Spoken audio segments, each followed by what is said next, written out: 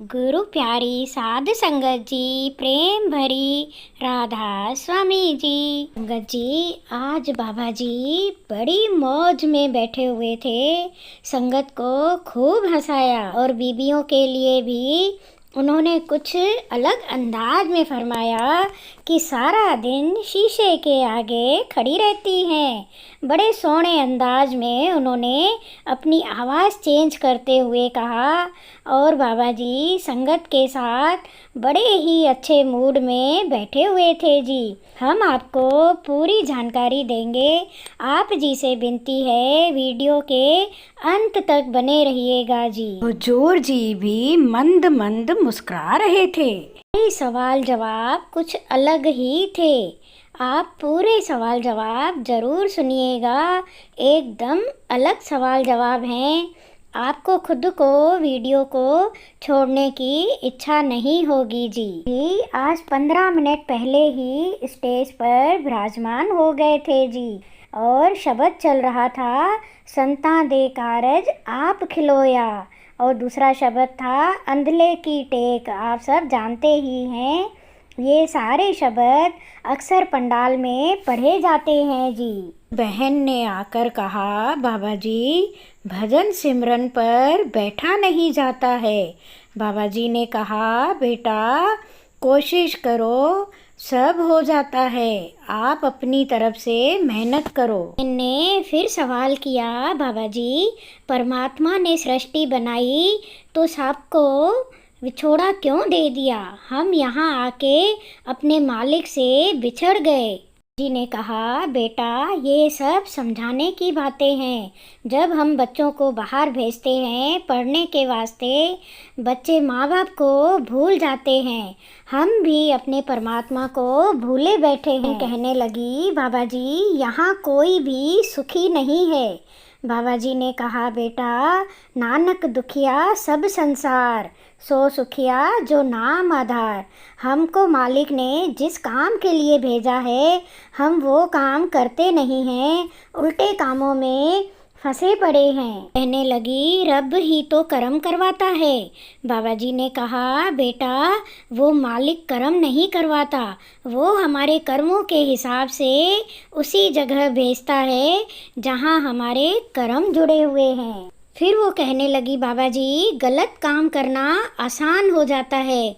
बाबा जी ने कहा, बेटा अगर हम गलत काम करते हैं तो उसके कर्मों का भुगतान भी, उन कामों के लिए सहारना भी तो हमें ही पड़ेगा। ने सवाल किया, बाबा जी क्या आपको कभी हिचकी आती है? सारे लोग कहते हैं कि जब हिचकी आती है तो हमें कोई याद करता है। जी ने कहा, बेटा ये सारी कहानियाँ बनाई हुई हैं। जब हिचकी आती है तब हमारा हाजमा ठीक नहीं होता, इसके लिए हिचकी आती है। किसी ने सवाल किया, बाबा जी मेहनत ज़रूरी है कि किस्मत? क्या किस्मत मेहनत के हिसाब से बनती है?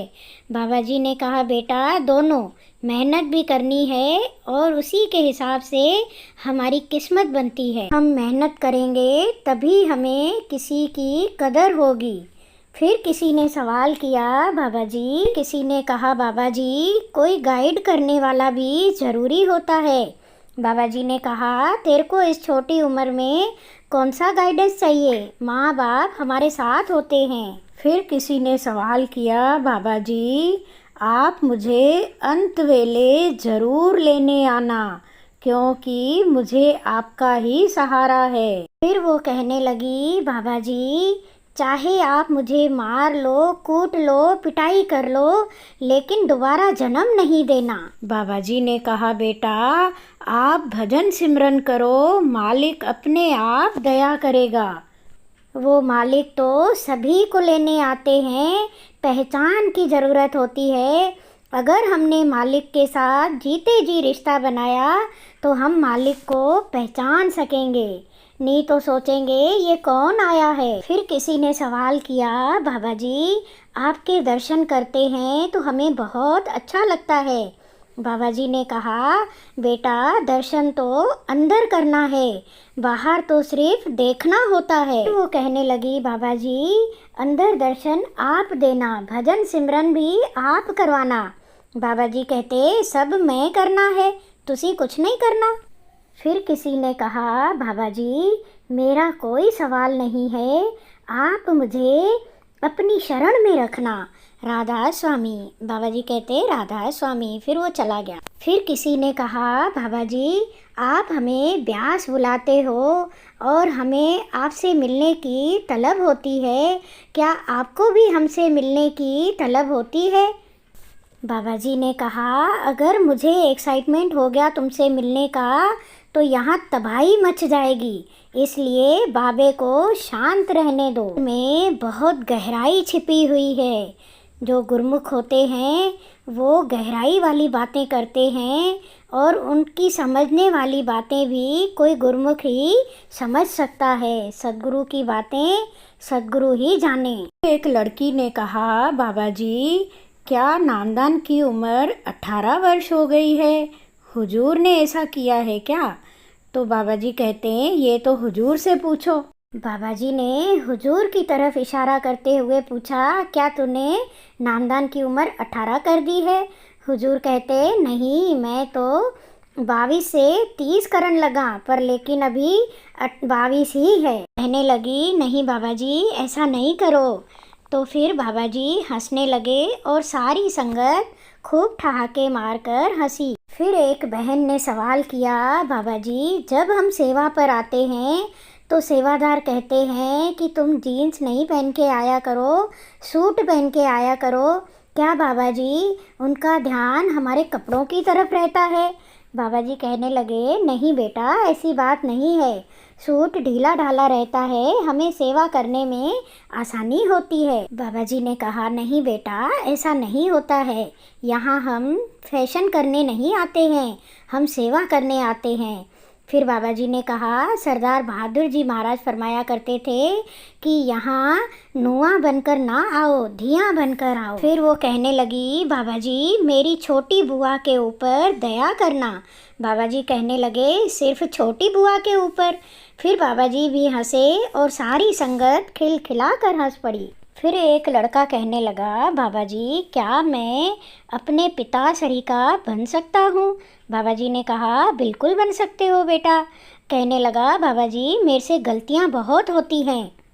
बाबा जी ने कहा बेटा यहाँ जितने भी बैठे हैं गलतियाँ सबसे होती है, गलतियाँ करने के बाद हमें गलतियों से सीखना है, अगर हम सीखेंगे तो मालिक ज़रूर बख्शिश करता है। फिर एक भाई ने कहा बाबा जी मेरे फादर की डेथ हो गई है, उसके बाद जीवन बहुत औखा हो गया है।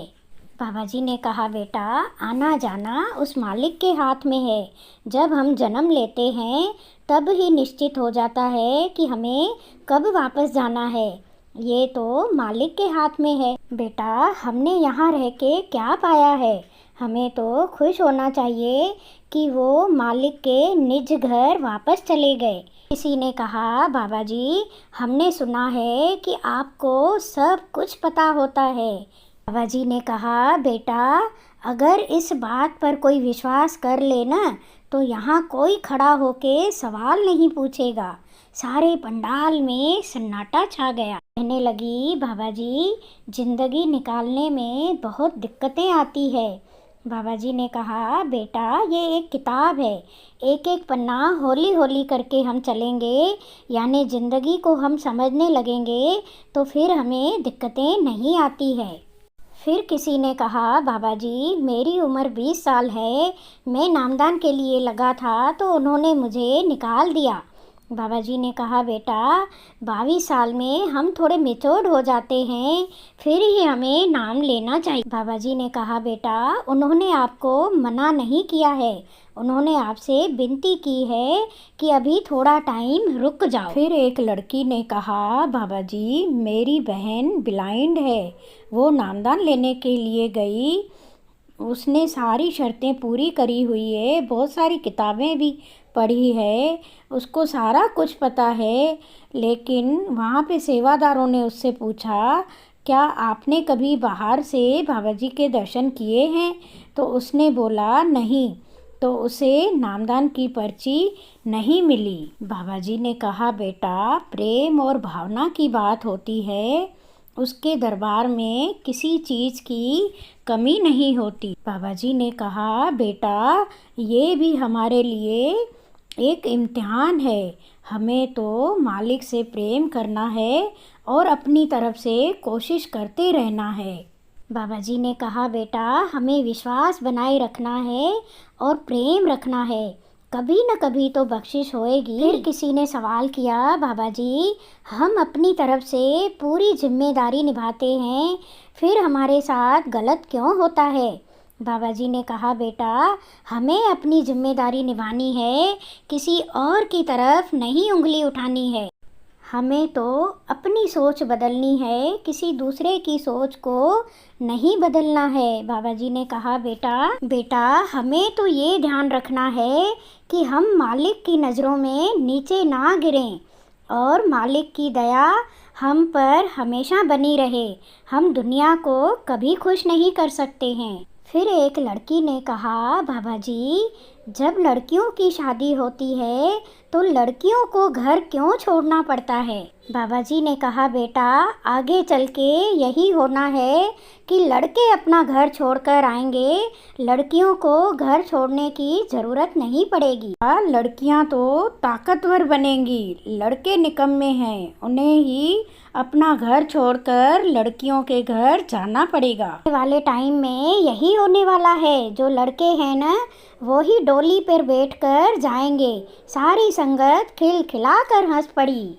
संगत जी, आप जी के चरणों में विनती है, आपके अपने चैनल रूह का सफ़र को सब्सक्राइब करें, बेल आइकन को क्लिक करें, आल को दबा दें ताकि जो भी नया वीडियो हम डालें सबसे पहले नोटिफिकेशन आप तक पहुँचे जी। शेयर करें, लाइक करें, कमेंट्स में राधा स्वामी लिखना ना भूलें जी। राधा स्वामी जी।